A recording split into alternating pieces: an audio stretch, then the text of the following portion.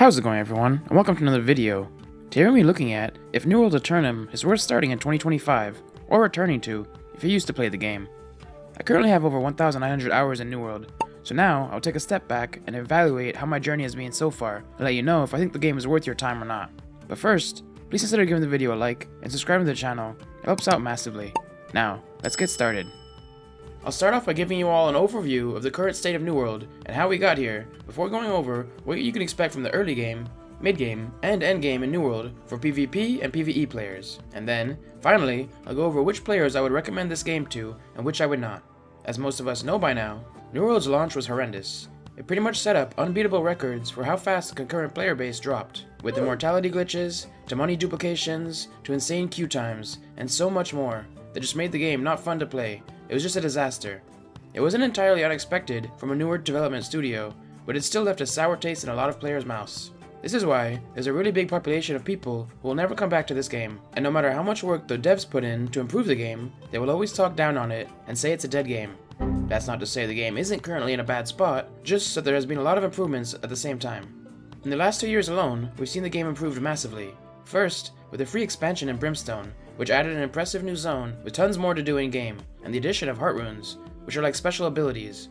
Then, we had the Legion Wilds drop, with the revamped zone, mounts that came with their own riding skill line, and even artifacts were released, which are powerful items that only a few of can be equipped at a time, that completely change the way you play the game. But with all of these updates, players were let down once again with bugs and delays. A big part of this was due to the engine they used to create New World, and the code behind it. So what did the development team do? They took a step back and rewrote the entire script into a new one that's a lot easier for them to bug fix with. There hasn't been enough time yet to know if that new system has helped or not, but it's good to have if it makes things easier for the devs.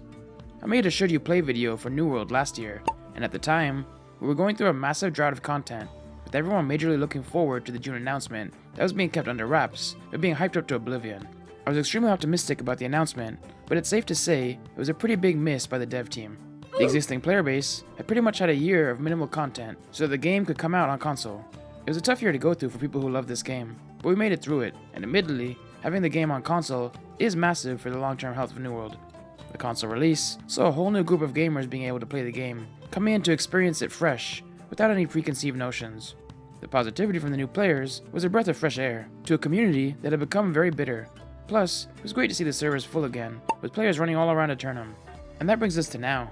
We officially have our roadmap for 2025, and after what feels like a year-long break from content in New World, there's big things on the horizon. But before we get into that, let's look at what you can expect to get from New World if you were to start playing today.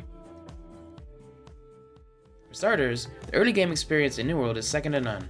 You're thrown into the tutorial after a very enticing intro cutscene, and slowly get introduced to a really fun combat experience that very few MMORPGs give you in this day and age.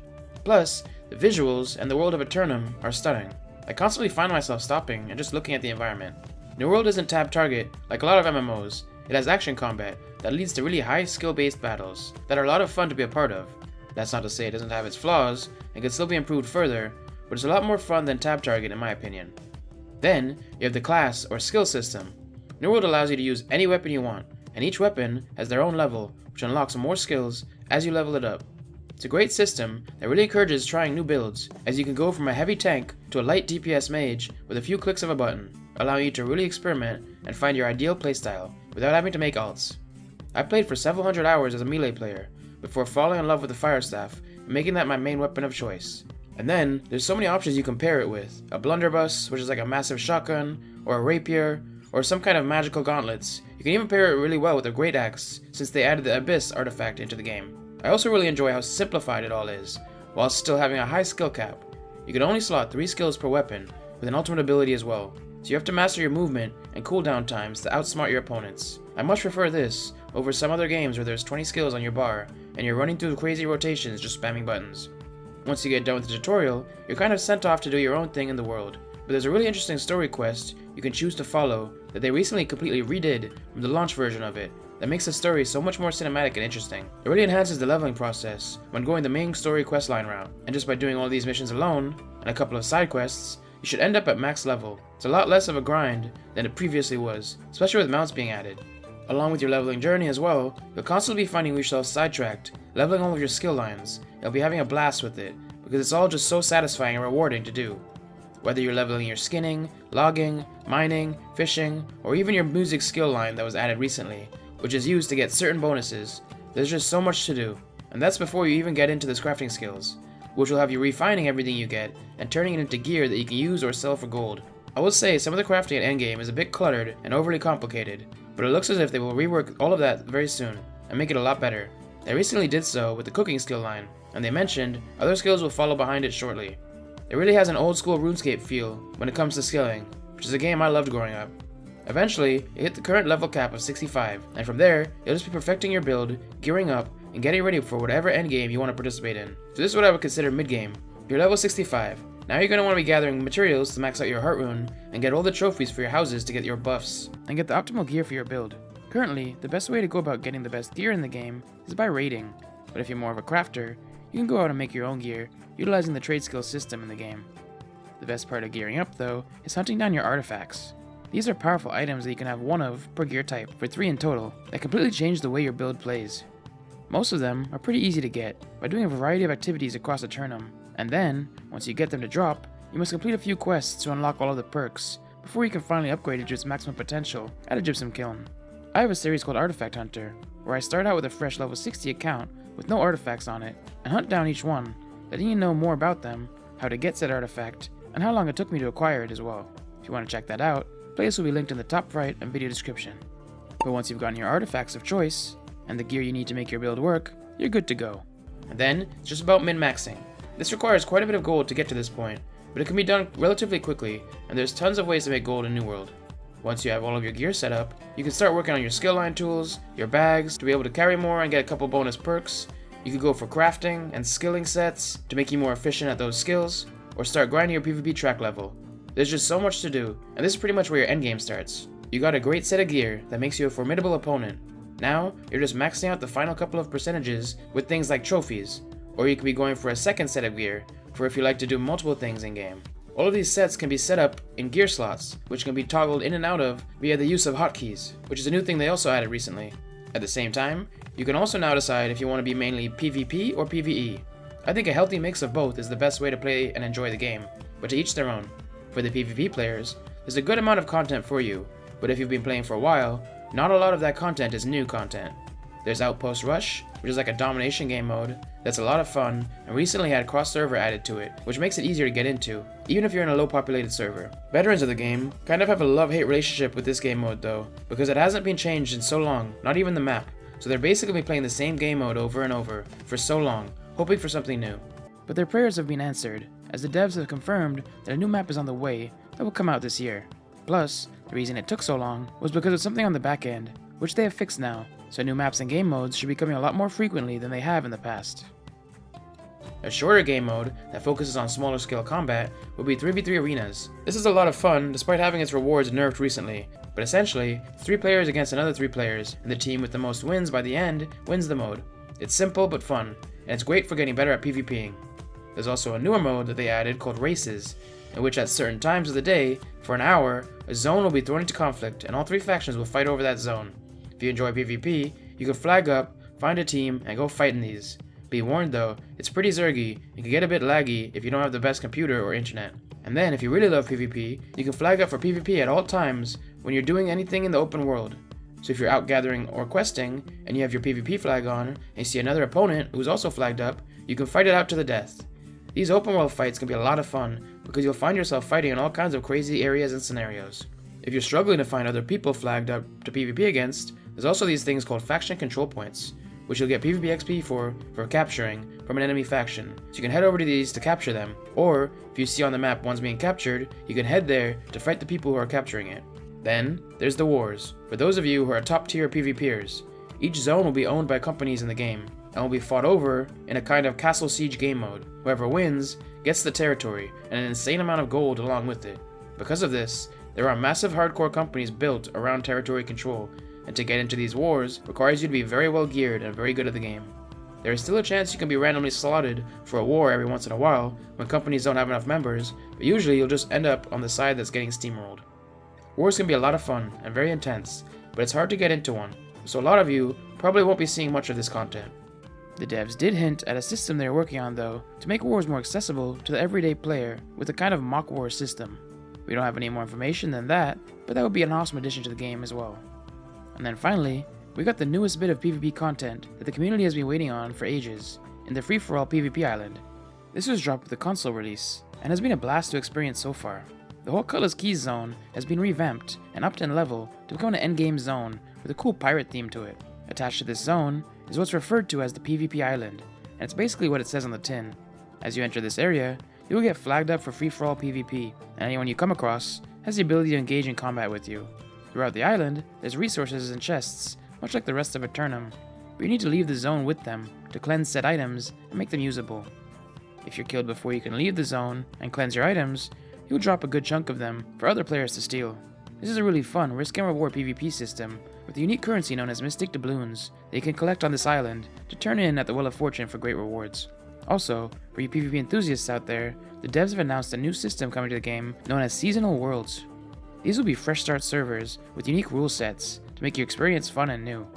It will run for a few months before you can transfer your character onto official servers. The first one of these is going to be a PvP always enabled server, which sounds like it's going to be a lot of fun and chaos. So if that's something that would interest you, jump in now and start getting ready for it.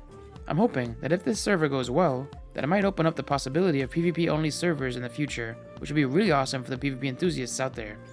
The whole time you're doing all these activities, you'll be getting PvP XP, which will increase your PvP rank, allowing you to unlock cool rewards at each tier, including armors, emotes, artifacts, special housing items, and much more. The higher you get, the better your rewards become, so it's really worth doing. Now, for a new player, that may sound like a lot of PvP content, and it is, but for the veterans, they have been starved of new PvP content for a while now.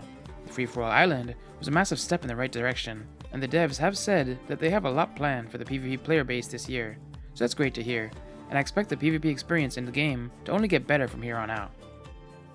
But what if you were more into the PvE side of the game? Then there's still loads of options for you. Aside from going the completionist route, getting all of the achievements, maxing all the skill lines and weapons, and unlocking all the transmog in the game, the main thing PvE players are doing is mutated expeditions, which are endgame dungeons on a higher difficulty level, with the mobs within them getting crazy buffs to make them difficult for you to complete. Every week, 3 different mutations are mutated out of the current 12 expeditions. Players will be grinding these for the items they drop, and also to set new completion records. Recently, a new group finder has been added into the game for expeditions, which makes life a lot easier for the people who enjoy running these. There's also season-long leaderboards for these expeditions, along with the PvP content, that if you rank high enough on, by the end of the season, can see you getting some prestigious armor, which a lot of people strive for. Along with this, there will also be endgame trials, like the Winter Rune Forge or the Hatchery, and even elite trials, like the Sandworm, which will require you to work with a larger team to take down these challenging bosses for big rewards. Plus, we also recently got the first ever 10-man raid added into the game in the Hive of Gorgons.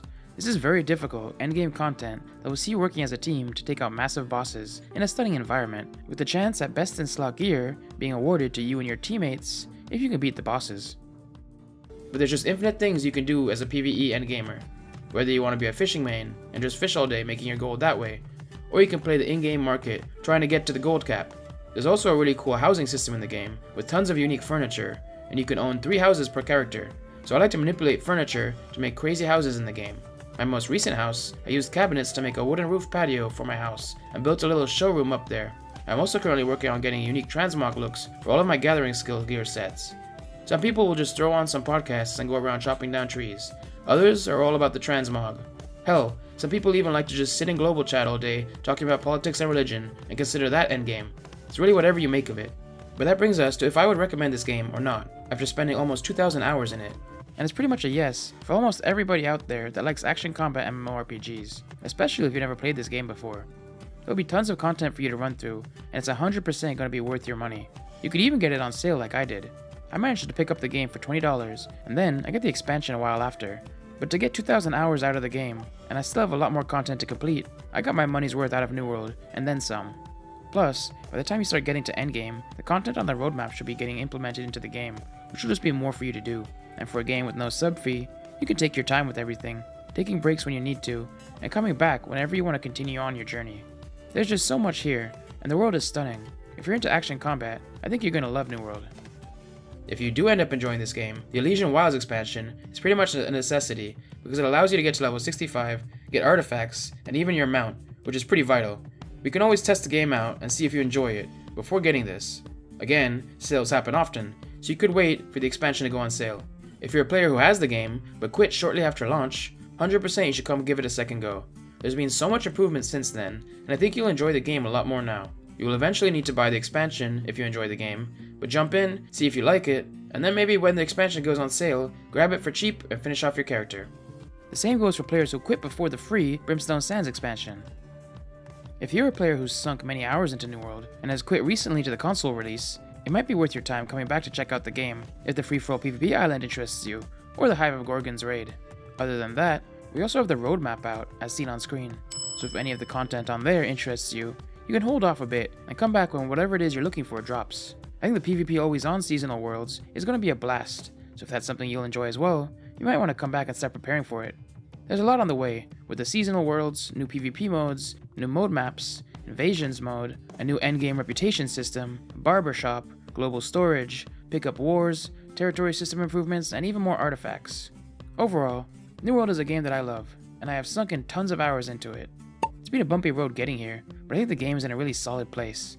With the console release now behind us, the devs can fully invest their time into new content to keep the current player base happy, which will only improve the game further. I fully believe this will be a very rich year for content in New World, and there's no better time than now to jump in, or come back and give the game another go. No doubt, we'll have people memeing in the comments saying dead game, but that's just the New World player base. They have a real love-hate relationship with the game. I understand how it's come to that point for them, but I'm hoping that with the last year behind us, the devs can now start winning them back over, with good, steady content drops, and we can get back to becoming a more positive community, because after all, we all just want to see New World thrive. But let me know your thoughts on the game in the comments below. Have you played it before? And do you feel like you've gotten your money's worth out of it? Or do you plan on picking it up and giving it a go yourself? Also, if the video was any help, please consider giving the video a like and subscribing to the channel. It helps out massively. But until next time, have a good one. Thanks for watching another video, and a massive shout out to all the channel members and patrons seen on screen now. Links on how to become one in the video description below. If you're planning on playing New World and want to learn how to level up fast, click on the video to the left. Or, if you'd like to come along with me on a cinematic lore journey through the main story quests in New World, click on the playlist to the right.